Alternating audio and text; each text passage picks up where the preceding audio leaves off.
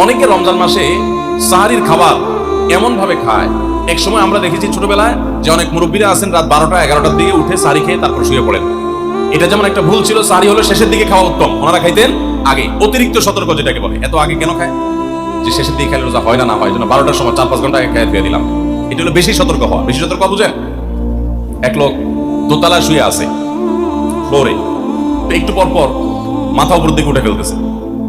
কেউ জিজ্ঞাসা করলো কি ব্যাপার, তুমি কি এমন কেন করতেছো? ফ্লোরে শুয়ে আসো চিত হয়ে, একটু পর মাথা উঠাও কেন?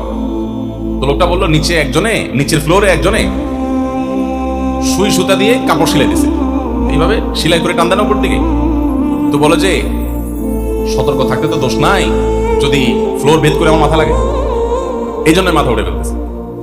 এটা অতিরিক্ত সতর্কতা হলো না? সতর্কতা ভালো, কিন্তু অতি সতর্কতা ভালো না।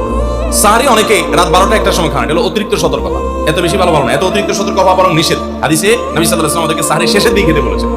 এখন আরেকটা ভুল হলো, অনেকে সাহারি এত শেষে খান যে মুয়াজ্জিনের সাথে ওনার কম্পিটিশন হয়। মুয়াজ্জিন মাইক ধরে মাইকের সামনে দাঁড়ায় মুয়াজ্জিন ঘড়ির দিকে তাকাতে থাকে, টিক টিক টিক টিক আগাইতেছে কাটা। মুয়াজ্জিন প্রস্তুতি নিচ্ছে যে আল্লাহু আকবার করে হাঁক দিবে, আর উনিও ওইদিকে প্লেট হাতে গ্লাস হাতে খাবার খাচ্ছেন, ঘুমায়া খাচ্ছেন, এবং কম্পিটিশন লিপ্ত হয়েছে যে মুয়াজ্জিন আগে আল্লাহু আকবার বলে না, তিনি আগে গিলে শেষ করেন। এরকম কম্পিটিশন হয় কি হয় না? বেশিরভাগ লোক, বিশেষ করে আমাদের যে কোনো কাজে আমরা একেবারে শেষ মুহূর্ত পর্যন্ত না ঠেকালে ভালো লাগে না। এই যে একদম আজান হওয়ার আগ মুহূর্ত পর্যন্ত খেতে থাকা, অনেক সময় দেখা যায় যে ভিতরে যাইতে যাইতে আজান করতেছে, এখন আমার গলার নিচেও নামে না, এদিকে আল্লাহু আকবার শুরু করে দিছি, আল্লাহু আকবার শুরু করতেছে, তখনও চাপাই দিছি, এবার ফালাই দিছি।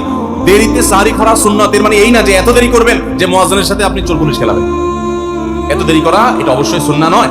নবী করিম সাল্লাল্লাহু আলাইহি ওয়াসাল্লাম সাহারি খেয়ে শেষ করার পর ফজরের নামাজ পড়তেন, মাঝখানে 50 আয়াত পড়ার মতো গ্যাপ থাকতো। 50 আয়াতের গ্যাপ মানে হলো 5 থেকে 7 মিনিট এভারেজ, এরকম গ্যাপ তিনি দিতেন, তারপর তিনি নামাজ পড়তেন। এই জন্য ভাইরা আমার, আমরা বলতে পারি যে 7 নম্বরের ভুল হলো আমরা অনেকেই রমজান মাসে সাহারি খানা খেতে খেতে একেবারে আজান পর্যন্ত ঠেকাই দিই। এত দেরি করা আবার ঠিক না।